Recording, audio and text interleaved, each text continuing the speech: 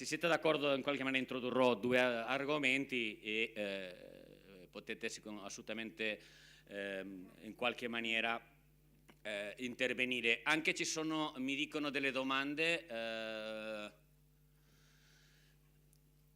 Ci sono delle domande? Sì? Eccoci qua, bravo. Eccoci.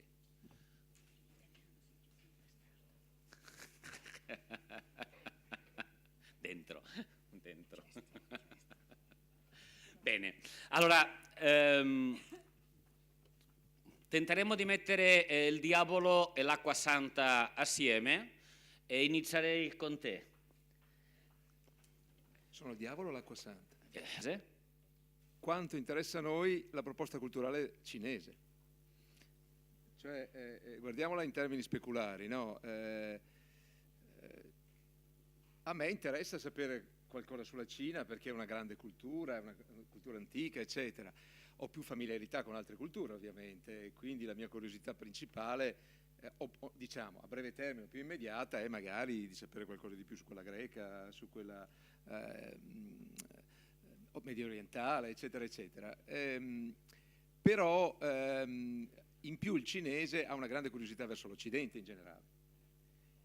E però, come diceva prima la relatrice che c'era prima, la traduzione in lingua tra virgolette cinese dei nostri riferimenti culturali è un processo che non ho ancora visto iniziare e che è la sfida più grande. A quel punto dobbiamo incuriosire noi il turista cinese verso la cultura occidentale. Peraltro fa fatica a distinguere quella italiana, come si diceva, da quella francese, da quella spagnola, eccetera. Loro vedono una commistione, come noi facciamo fatica a distinguere le varie culture cinesi, quella del sud piuttosto che la Manciuria, piuttosto che le regioni occidentali. Loro vanno dal Tibet, che ha tutto un altro mondo, ai turcomanni, che sono tutta un'altra popolazione, un altro mondo, fino a, si dice così, la popolazione Miao, adesso è questo, che è quella più tropicale, diciamo, sono assolutamente diverse e noi non ne sappiamo assolutamente niente. Abbiamo un'idea della Cina sull'imperatore, come loro hanno un'idea dell'Europa sull'impero romano, perché questo l'hanno saputo, vagamente su Marco Polo e su altre piccole cose che imparano a scuola e poco altro. È un'operazione che dobbiamo fare più noi che loro. È un'operazione che parte da qui, non parte dalla Cina. In qualche modo, come ha detto Patrizia, dobbiamo di sceglierci cinesi che ci piacciono, che non puzzano. Io non partirei in questo modo, non è proprio il massimo. Scusa, ho detto che facevo il diavolo. Ok, grazie. Professoressa Franga.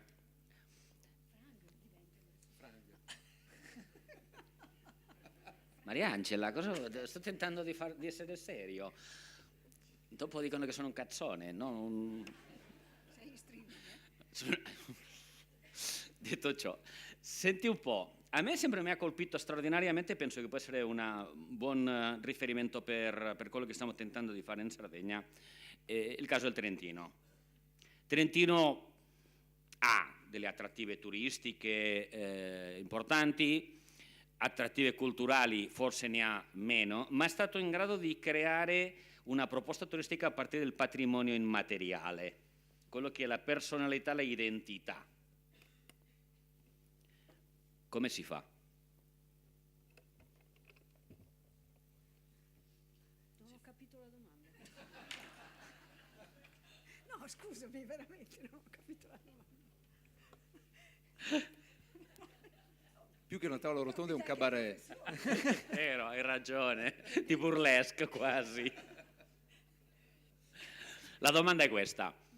Trentino ha montagne, Trentino ha attrattive, patrimonio artistico-culturale ne ha, ma non è l'elemento trainante.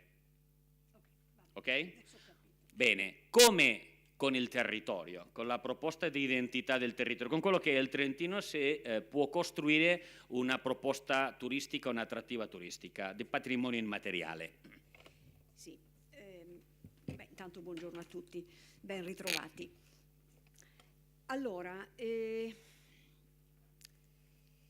innanzitutto penso di averlo già detto ieri, il Trentino ha una cronaca, non una storia del turismo, quindi sono poco meno di 50 anni che il turismo è diventato una componente importante nella vita di una comunità del Trentino che, come dicevo anche ieri sera, fino a quel momento era una comunità caratterizzata da forte presenza di emigrazione e da condizioni complessivamente di soglia di povertà o poco meno.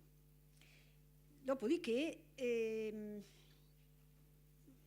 anche grazie allo statuto di provincia autonoma, con uno statuto speciale, abbiamo potuto fare una serie di scelte. Perché? Beh, innanzitutto abbiamo avuto un presidente della giunta provinciale che era un visionario, quindi ha realizzato il primo piano urbanistico provinciale, il primo in Italia, il che ha significato dare degli indirizzi, no? Da dove vogliamo andare, sviluppare quali settori. E da lì è cominciato a partire in sordina il turismo. Perché in sordina? Perché erano gli anni, il primo PUP è del 1963, erano gli anni dove Samonà e Andreatta, stiamo parlando di questo livello, che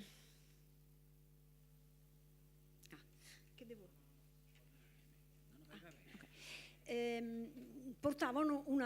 erano portatori di una cultura che era quella che si basava sullo sviluppo economico, sullo sviluppo dell'industria.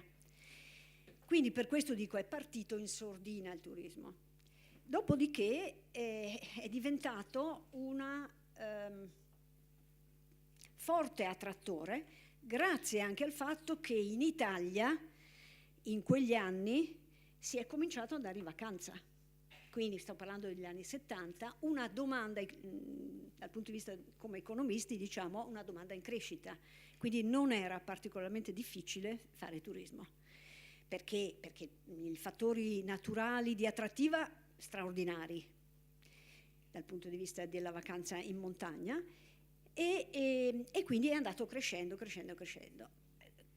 In parallelo, intorno agli anni 80, si è sviluppata l'industria turistica invernale e quindi turismo legato allo sci, che a sua volta era un settore in crescita fortissima. Avevamo Alberto Tomba, trascinati tutti, volevamo diventare dei piccoli o grandi Alberto Tomba. Quindi il soggetto pubblico ha investito capitali significativi nel finanziare le infrastrutture per lo sci, quindi gli impianti, intorno ai quali si sono creati poi le destinazioni e si sono rafforzate le capacità di attrattiva. A quel punto è stata fatta una legge provinciale che individuava una compagnia, una impresa centrale, Trentino Marketing, che si occupava della parte di promozione del Trentino e in relazione ai territori 15 APT, aziende di promozione turistica locali. Allora, tutto questo per arrivare a rispondere. La Trentino Marketing ha lavorato per, diciamo, dall'inizio degli anni 80 fino ad oggi per promuovere il Trentino nel suo insieme, utilizzando strumenti di comunicazione che via via sono andati sempre più raffinando, migliorando. Quindi l'identità è stata creata partendo dalle risorse naturali, con investimenti pubblici molto importanti per finanziare questa promozione a livello internazionale, a presenza a fiere, eccetera, ma in maniera molto consistente. Anni 90 c'era il problema dell'allineamento di questa promozione fatta a livello di intera provincia con quello che facevano gli operatori e gli ambiti territoriali.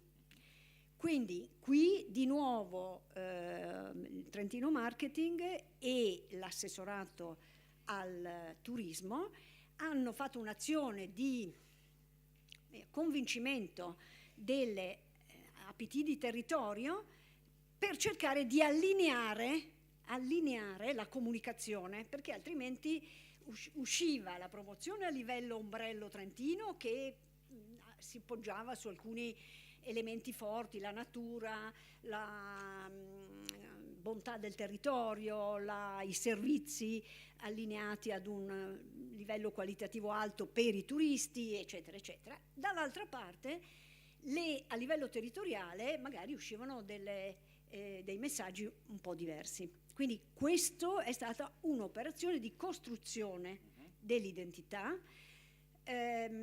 potendo utilizzare, partendo dalla realtà, quindi dalle risorse naturali trainanti, con una forte guida che veniva e viene dal soggetto pubblico, e con una grande attenzione di allineamento della comunicazione, perché nei mercati internazionali è chiaro che il Trentino è, scusate il termine, uno sputo, quindi è piccolissimo, manca soltanto che i messaggi che escono sul Trentino siano discordanti o quantomeno non focalizzati sullo stesso obiettivo di promozione. Finisco col dire che noi abbiamo una partnership pubblico-privato molto forte. Lo dicevo anche ieri, il pubblico ha giocato un ruolo di creatore delle condizioni strutturali perché il turismo potesse diventare quello che è, ovvero una contribuzione al PIL che, considerando anche la fiscalità, sfiora il 10,5%, quindi in assoluto il settore più importante dal punto di vista anche della creazione del reddito. Grazie. Okay. Ci hai dato qualche pista, grazie. Allora, Patrizia, devo dirti che mi hai suscitato un sacco di riflessioni. C'è una mano, qualche domanda? Ecco.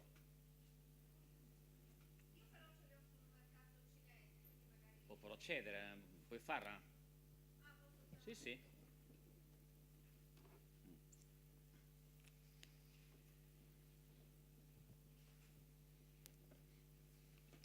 Questa non è quella che non ha dormito la notte. Sì, l'incubo. Buongiorno, allora Buongiorno. Innanzitutto devo dire che per come mi è stato presentato il mercato cinese ieri, insomma mi sono piaciuti molto i cinesi e considerando la Sardegna a casa mia mi farebbe molto piacere averli ospiti e quindi le mie domande insomma sono... Metta molte sedie nel salotto. Metta molte sedie nel salotto. No, va bene, innanzitutto perché a quanto ho capito è un mercato molto ricco, cioè chi viaggia sono persone veramente ricche e quindi diciamo questa ricchezza potrebbe essere investita in Sardegna per mantenerla così autentica e integra come ancora tuttora ed evitare un impatto troppo che possa rovinarla, ecco, e quindi ecosostenibile. Soprattutto se vogliamo poi investire in Sardegna per quanto riguarda il turismo, come è stato detto ieri, anche di tipo salutistico o comunque riguardo al benessere, oltre che puntare sulla nostra cultura millenaria, che forse anche in questo caso abbiamo qualcosa in comune con la Cina, e per cui potrebbero essere insomma interessati ad un confronto. Ecco, io volevo chiedere, rispetto non so alla fruibilità del mare, se magari potrebbe essere, diciamo, gradito il fruirne anche a scopo terapeutico all'alba oppure al crepuscolo, senza pensare a delle illuminazioni artificiali, e poi se dal suo punto di vista potrebbero essere utilizzate come risorse umane tutti i cinesi che comunque si trovano già nei nostri territori, ecco, anche se magari hanno un altro volto rispetto a quelli che potrebbero essere i turisti. E poi se, visto che la Sardegna a livello europeo comunque è già conosciuta come una destinazione di vacanza e di lusso, se la Sardegna, almeno in alcuni punti, potrebbe essere proposta come luogo d'incontro per fare business tra grandi imprenditori europei, perché non so se ve ne siano di sardi o italiani, comunque italiani sicuramente, e quelli cinesi. Allora, se ho capito, sono 3 domande. Sì, esatto. Capito? Allora, la prima è quella più semplice a cui rispondere, che è quella della spiaggia notturna più o meno, eccetera. Allora, sì, le soluzioni possono essere molte e deve essere un processo, secondo me, graduale. La cosa importante da fare è non dire venite in Sardegna perché c'è un gran sole e c'è un gran mare, perché questo sarebbe sbagliato, ecco. Ma per altri motivi, bisogna trovare degli altri motivi importanti per attirare questo tipo di pubblico. Poi le soluzioni, io penso che abbiate una creatività sufficiente per inventarvi una soluzione anche innovativa rispetto a tutto questo, perché ovviamente è spiazzante, no? Noi abbiamo sempre pensato che la gente arrivasse qui per il mare, per il sole, e poi scopriamo che dobbiamo convincerli a venire qui nonostante il mare e il sole. E quindi c'è un'operazione di innovazione e creatività interessante. Questo è anche uno stimolo per tutti, inventarsi di nuovo le cose che per noi sono normali. Guardate, è un esercizio che noi dovremmo fare tutte le sante mattine in realtà. Quindi su questo si può lavorare, l'importante è non focalizzarsi su quelle che sono le attrattive normali di questa terra. La seconda cosa era, perché mi ricordo la terza che era sul business, la seconda era sulle risorse umane. Sì. Allora, i cinesi che sono in Italia vengono praticamente al 90% da Wenzhou, che è una città di una dozzina di milioni di abitanti, è un'area industriale molto simile, diciamo, al nord-est italiano, con quelle che per i cinesi sono piccole imprese. Dobbiamo sempre ragionare sulle dimensioni che sono abbastanza diverse dalle nostre, ma con molta imprenditorialità e molta, anche lì ci sono delle aree molto più imprenditoriali di altre, come in tutto il mondo in realtà. E vengono quasi tutti da quella regione perché, come al solito nei processi di immigrazione, arriva uno, poi attira i parenti, gli amici e lì si creano le comunità. Quindi arrivano da un'area specifica che è il Zhejiang, che è una provincia molto industrializzata cinese, dove ci sono le case automobilistiche, dove c'è molta elettronica, eccetera, eccetera. E quindi molti imprenditori, in realtà. Questo potrebbe essere positivo in termini di attrazione o comunque di riconoscimento di persone vicine o della stessa provincia, eccetera. Il problema sta nel fatto che i ricchi cinesi non vogliono avere a che fare con i poveri cinesi. Come tutti più o meno succede purtroppo in questo mondo. E allora l'operazione può essere molto utile se noi prendiamo per esempio delle persone di seconda generazione cinesi che ci diano una mano nell'accoglienza di questi e ci aiutino a capire come accogliere le persone, che è la cosa di cui abbiamo parlato ieri sostanzialmente, e questo è fondamentale.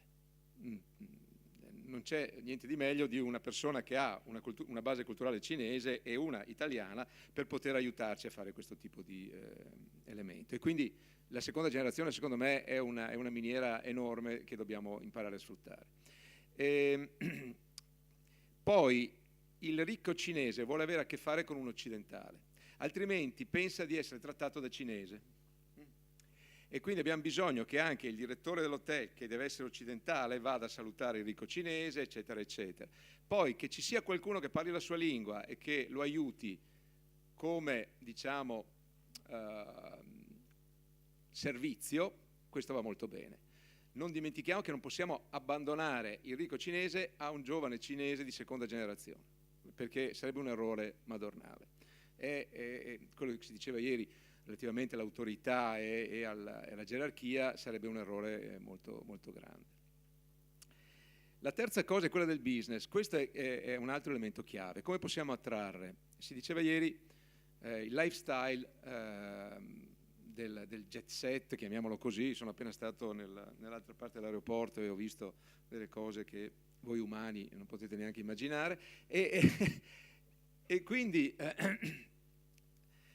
questo è fondamentale, e la Costa Smeralda in particolare può essere un luogo di forte attrazione per riunioni di business, eccetera, eccetera, a livello europeo.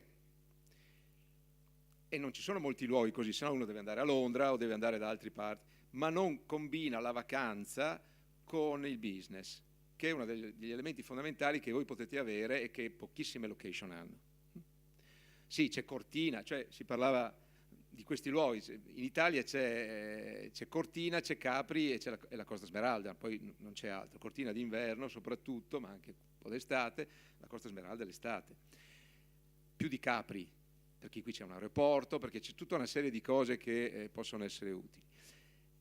Questo significa costruire queste opportunità, cioè lavorare sulla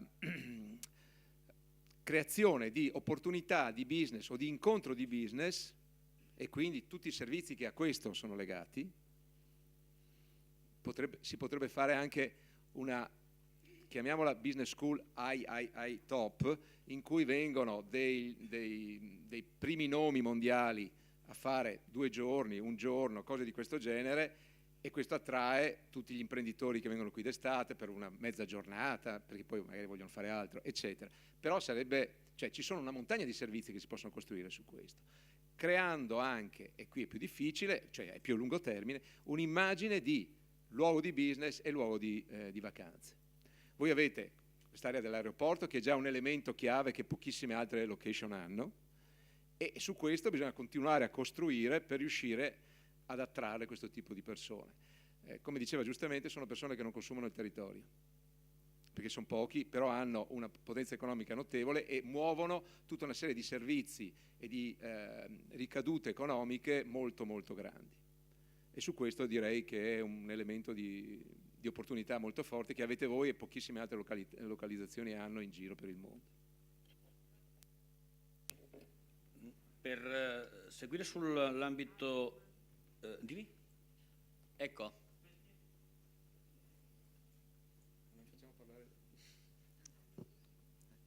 Facciamo.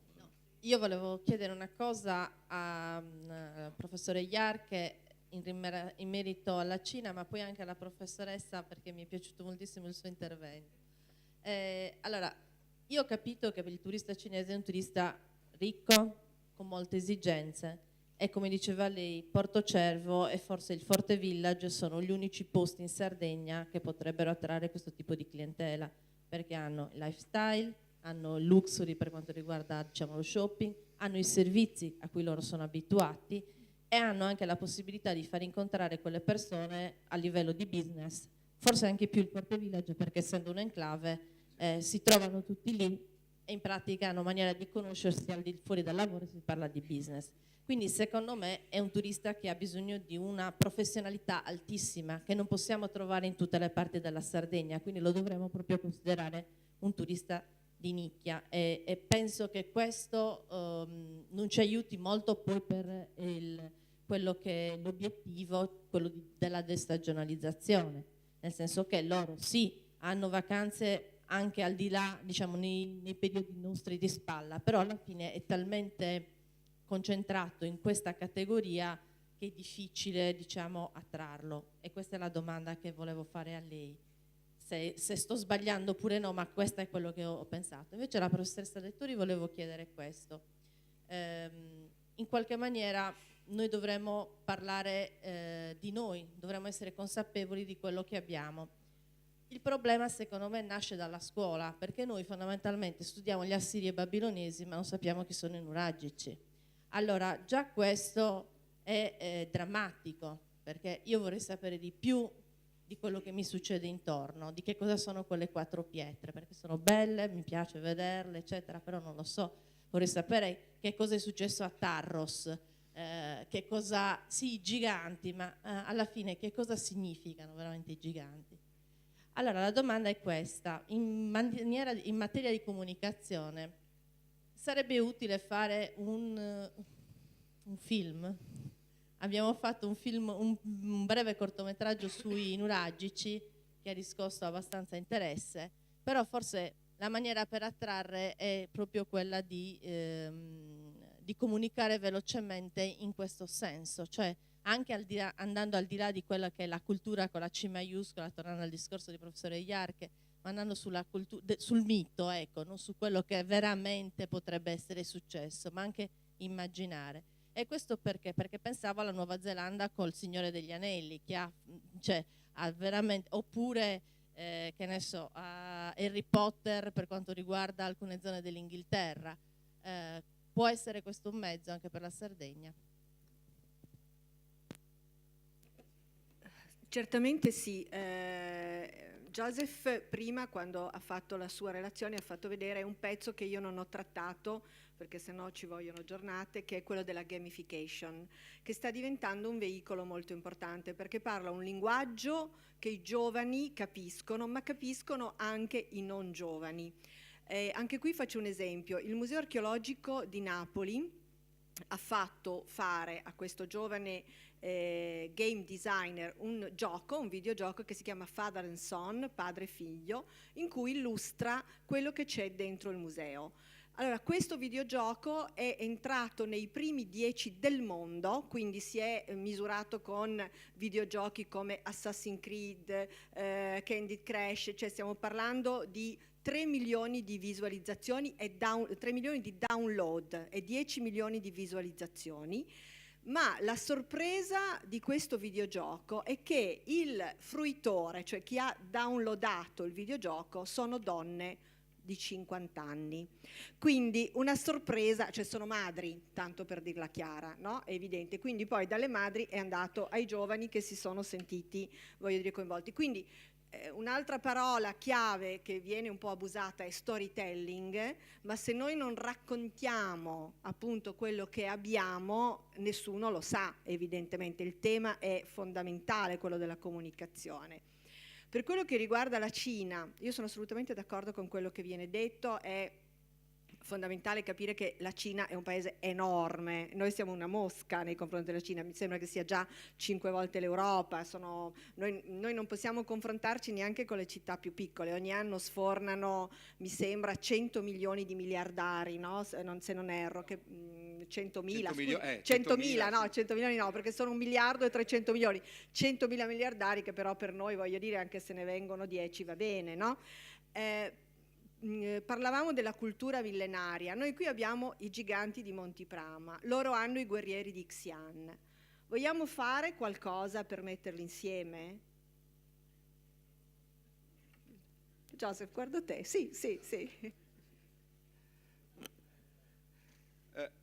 Allora, no, questo non lo so,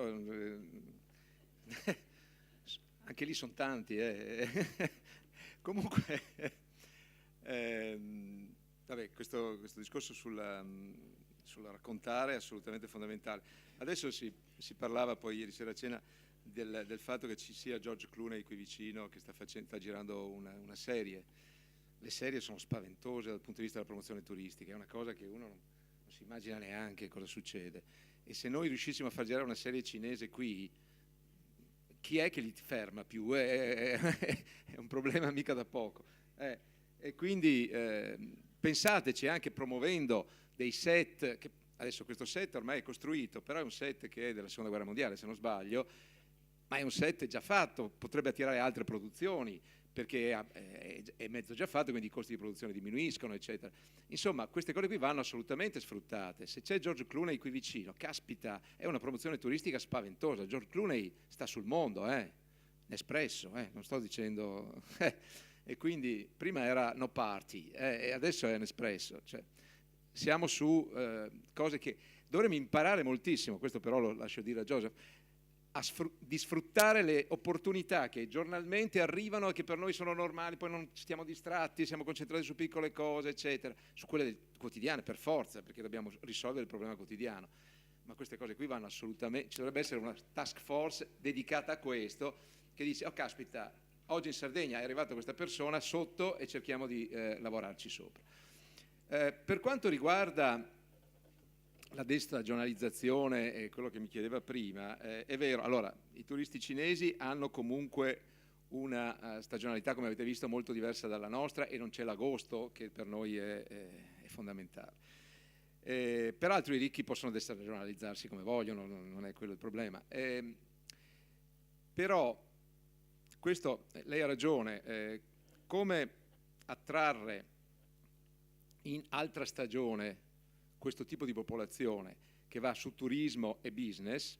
Allora, voi avete una stagione lunga per fortuna, perché c'è tutto ottobre, abbiamo visto, il periodo migliore è fine settembre, primi di ottobre, dove hanno una lunga festa, e lì, qui è un posto meraviglioso, perché non è troppo caldo, perché invece è soleggiato, non devo mai dirlo, ma insomma è assolutamente un clima straordinario, eccetera, eccetera. Bisogna costruire delle opportunità di incontro di business in quei periodi, e questo è un problema vostro, non cinese. Se noi vogliamo lavorare su quell'operazione, non è un'operazione che si risolve in 2 giorni ovviamente, ma è un'operazione che si costruisce nel tempo, ma c'è un'opportunità straordinaria, anche perché in quel momento avete una stagionalità minore, il clima è assolutamente favorevole, il posto è meraviglioso come sempre, e quindi questo va aiutato da attività accessorie, come si diceva, possono essere degli incontri particolari di business, delle lezioni di premi Nobel piuttosto che di altri, eccetera, dove si costruisce un club esclusivo, perché l'esclusività è di nuovo un'altra delle ragioni fondamentali. Si costruisce un club esclusivo, allora questi prendono l'aereo e vengono qui 2 giorni a fare questa cosa, il loro aereo ovviamente. Adesso ho visto un aereo qui parcheggiato, sì, non so se si compra su Amazon, ma è abbastanza grande, è una cosa... Allora, al di là di questo, è un mondo diverso, dobbiamo imparare a ragionare su quel livello di mondo per quel pubblico. Poi la Sardegna è grande e ha bisogno di altri pubblici, ovviamente, non solo questo. Però per i cinesi partiamo da lì, poi vedremo cosa succede. Pronto? Grazie innanzitutto perché gli interventi sono favolosi, almeno sotto il mio punto di vista. Allora, ho 2 domande sulla Cina. La prima si rilascia moltissimo a quest'ultima, perché mi chiedevo se il cinese che viaggia è il cinese molto ricco, qui in Sardegna, credo sulla realtà di molte persone presenti, quali attività potrebbero investire su di loro, se no solo in hotel 5 stelle? E allora, tipo, per esempio, un agriturismo fatto bene, che ha una spa, che potrebbe puntare sull'alimentazione, sulla parte sana, salute, più lo spa fuori stagione, diciamo settembre-ottobre, vale la pena per questo agriturismo, è solo un esempio in mezzo a tante altre attività, investire per attirare un turismo cinese se non è a livello 5 stelle? Questa è la prima domanda. La seconda domanda, io sto lavorando su un portale sulla Sardegna, su tutto. Il cinese ricco consulterebbe internet e andrebbe a vedere un web, o solo attraverso l'agenzia di cui parlavo ieri? Grazie. Parto dalla seconda perché è più facile. No, il cinese ricco... guardate, vi faccio un esempio che ho vissuto. Vi ricordate ieri, a un certo punto c'era un'immagine con una serie di Porsche Cayenne, perché era successo questo. Ero andato in questa città di cui vi parlavo prima, Wenzhou, e uscendo dall'albergo vedo passare una Porsche Cayenne, vabbè. Poi ne vedo passare un'altra, e vabbè. Poi ne vedo passare un'altra ancora, questo nel giro di 10 minuti. Dico, caspita, è la stessa che gira, cioè cosa succede? E allora mi ha incuriosito, allora ho chiesto ai miei ospiti cinesi di dire accompagnatemi dal concessionario Porsche perché voglio capire questa cosa. E lì mi dicono, no, noi ne vendiamo 60 al mese, non è una cosa da poco, no? Ho detto, va bene, ho capito. Però quando ho chiesto questo, dico, però se andiamo io e questo ragazzo che mi accompagnava, eccetera, che mi era stato mandato dall'organizzazione che mi aveva preso, e dice, non siamo credibili come clienti Porsche e quindi magari non ci risponde. No, dice, non c'è nessun problema perché i ricchi non vanno mai a comprare la macchina, va l'autista. Ok? Per farvi capire questa cosa. E lo stesso il responsabile Ferrari di Cina mi diceva, noi abbiamo un problema, che quando presentiamo le macchine, soprattutto quelle 4 porte, e diciamo, vada al pubblico loro, quindi di questo tipo di pubblico stiamo parlando, provi pure la macchina, eccetera, e questi montano sul sedile posteriore. E dice, ma scusi, no, e dice, no, ma la guida l'autista. Ora, voi immaginate una Ferrari guidata dall'autista? Cioè, non esiste nel nostro immaginario collettivo, no? Però è un altro mondo, per questo vi dicevo. Allora, il ricco cinese non va a cercarsi il posto, non esiste. È l'agenzia, e anzi, qualcuno che va per lui in agenzia e gli trova la location.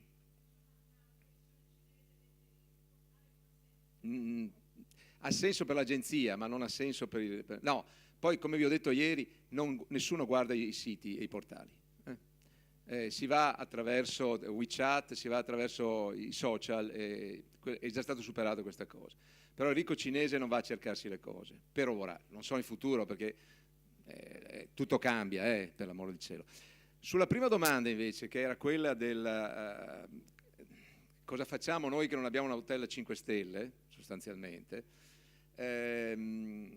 allora bisogna a questo punto, vi ricordate ieri nei trend c'era questa necessità di fare escursioni anche da parte del ricco cinese, di fare alpinismo, trekking, altre cose di questo genere che sono nuove per loro e però possono essere organizzate. In questo senso la Sardegna può offrire parecchie possibilità, diving e così via. E allora potrebbero essere i servizi accessori che non sono il pernottamento, ma sono il riposo, star lì alcune ore, mangiare e così via. Questi percorsi si possono costruire facendo delle reti, ovviamente, e questo può essere una soluzione. Mi invento questo a questo momento, adesso se volete ci penso un paio di mesi, poi ve lo racconto. Scusate, si posso aggiungere, probabilmente io non ho una conoscenza tanto approfondita della Cina come il professor Vescovi, ma per la mia esperienza in Expo diciamo che ho bazzicato abbastanza il mercato cinese. Allora, il mercato cinese dobbiamo partire da un punto di vista, pensando alla Sardegna, su 2 o 3 argomenti molto importanti. È diviso in 2 grandi gruppi. Il cinese ricco, che ci può interessare, e la middle class, ok? Allora, la middle class, che è fondamentalmente il turista cinese che oggi abbiamo in Italia, perché le orde di cinesi che vediamo a Roma, Firenze e Milano sono quel tipo di cliente. Il cinese è uno che viaggia, come ha detto giustamente il professore, organizzato da cinesi. E attenzione, tutti quelli che arrivano in Italia sono dentro di un sistema cinese già in Italia. Mi spiego. Gli alberghi dove dormono, Roma, Firenze, Venezia, Milano, sono di cinesi. Le società di pullman che li portano avanti e indietro, correggimi se sbaglio, sono di cinesi. Le guide sono cinesi. Vuol dire, è una società, è un mondo economico che è assolutamente consapevole che quello che genera rimane in mano dei cinesi. Pertanto, se noi vogliamo ipoteticamente, come Sardegna, andare al mercato cinese, è abbastanza inutile andare a cercare il cliente individuale perché non esiste. 1. 2. Dobbiamo scegliere molto bene qual è il partner in Cina, perché l'elemento fondamentale è che loro sono quelli che hanno il cliente in mano, perché c'è un elemento fondamentale per un cinese che si chiama fiducia. Loro non hanno nessuna fiducia in quello che non sia cinese. Dico bene? E secondo, poca fiducia. Poca fiducia. Non è più che altro, sì, è una questione di fiducia, è anche una questione di timore di quello che non si conosce. Esatto.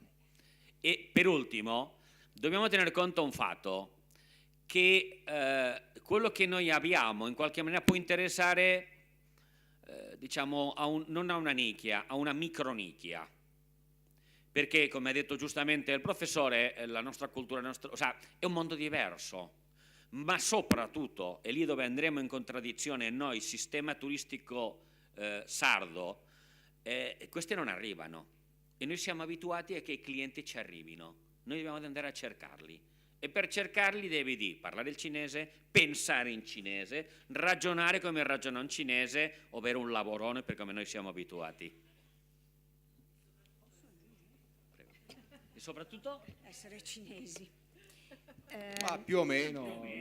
No, in alcuni casi sì, come vi dicevo prima, per alcuni ruoli sì, per altri ruoli no. Io mi permetto, poi il pubblico ovviamente ha sempre la precedenza, però vorrei ricordare che siamo qua e stiamo parlando di, perlomeno questo è stato il commitment che ho avuto anche io, di come valorizzare le bellezze, i fattori attrattivi culturali con C di tutte le grandezze per migliorare la situazione del turismo in Sardegna. Quindi faccio questa provocazione. Sicuramente bisogna ragionare su target diversi. Questo della micronicchia dei super ricchi è uno che però, l'abbiamo già detto ieri e oggi è stato ripetuto, ha bisogno di un allineamento ad altissimo livello dei servizi ed è sostanzialmente, esagero, ma disinteressato a tutti gli elementi della cultura, della tradizione, perché il suo motivo di fare vacanza è un altro, vacanza e business. Ok. Non andrà mai in un bed and breakfast o in un agritour, anche se è a X stelle, perché lì non trova gli altri. Quindi non farà mai una scelta, perlomeno adesso, in questo tipo. Questa è una micronicchia. Poi c'è il resto che può andare a destagionalizzare, che può essere intercettato proprio su quelle motivazioni culturali, e che non è un turista europeo internazionale necessariamente ricchissimo, no, però comunque lascia sul territorio del denaro, quindi crea quello che si chiama un indotto, un impatto economico interessante. Quindi secondo me bisogna ragionare su quelli che vengono chiamati target diversi, sapendo che quello cinese del quale si sta parlando è una micronicchia, sicuramente che produce indotti dal punto di vista economico altrettanto interessanti, ma che riguarda dal punto di vista degli operatori un numero molto esiguo. Seconda cosa che vuole essere una provocazione, mi riallaccio all'esordio che ha fatto la dottoressa Asproni dicendo noi a Firenze abbiamo il problema della gestione dei flussi turistici in eccesso. Ok, questo problema se lo pone anche l'Alto Adige, che sono i nostri vicini, e che sta mettendo in piedi una politica per ridurre i flussi turistici. Allora, dice, chiaro, quelli ne hanno tanti, facile parlare di riduzione, noi ne abbiamo, dobbiamo ancora farli crescere. Sì, però, come ho detto ieri, dovete scegliere voi quali turisti e sapere bene che andare oltre un certo numero significa mettere in crisi quei fattori di attrattiva che sono l'elemento che porta qua i turisti.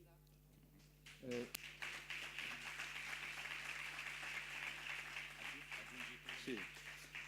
Sottoscrivo quello che diceva adesso Mariangela, ma forse non ho sottolineato abbastanza bene che il target cinese ricco è un target del primo step di un processo. Cioè, se noi portiamo qui qualche cinese ricco, questo poi è l'evangelista di un poi gruppo di turismo o di un tipo di turismo che va su altri target, come diceva adesso Mariangela.